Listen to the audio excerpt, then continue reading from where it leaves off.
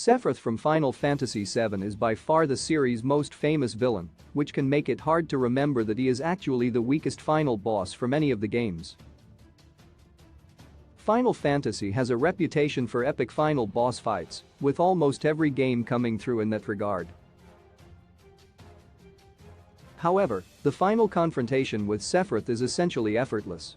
Final Fantasy VII is the most well-known game in the series and often held up as one of the greatest JRPGs ever made. Both the protagonist Cloud and main villain Sephiroth have ascended to be two of the most iconic video game characters of their era, if not the poster children for Final Fantasy as a whole.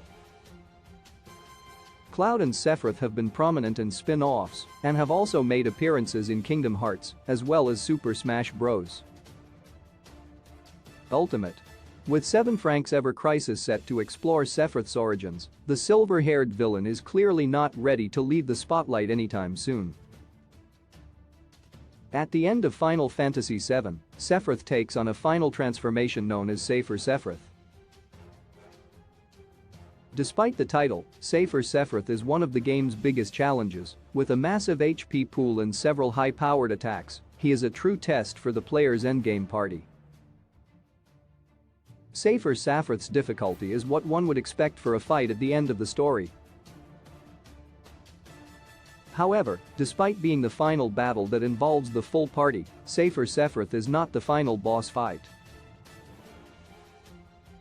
Instead, after his defeat, Cloud and Sephiroth will have a final one-on-one duel in the livestream to end their animosity once and for all.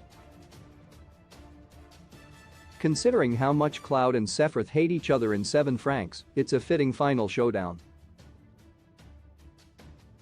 It is impossible to lose Final Fantasy VII's final fight. Although the setting of the fight is very cinematic, it does come with a caveat. The final duel with Sephiroth is impossible to lose. The player gets Omnislash for free at the start, and it will KO Sephiroth in one hit. However, even if the player didn't use Omnislash, Sephiroth still couldn't win. He only has 1 HP in this fight, so any damage from Cloud at all will defeat him.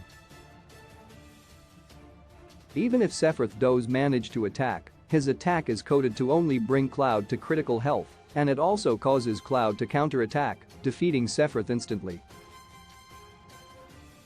When it comes to Final Fantasy's hardest final bosses, Sephiroth isn't even in the conversation despite his popularity. The image of a shirtless Sephiroth holding his signature sword at the ready is an iconic one in the series, so much that this version of him is one of his Super Smash Bros. Ultimate costumes. However, in Final Fantasy VII itself, the player will only see him this way very briefly before Cloud dispatches him. To be fair, this final battle does its job in making an incredible spectacle. Even though the fight itself is impossible to lose, the final showdown, Cloud's Omnislash, and Sephiroth fading out at the end are all unforgettable. Almost any Final Fantasy fan would agree, no matter what 7 Frank Rebirth might change about the original story. Sephiroth's reputation is legendary, and he is still one of the most memorable villains in gaming history. His final duel with Cloud in the livestream is a defining moment for both characters and manages to end the game on a high note.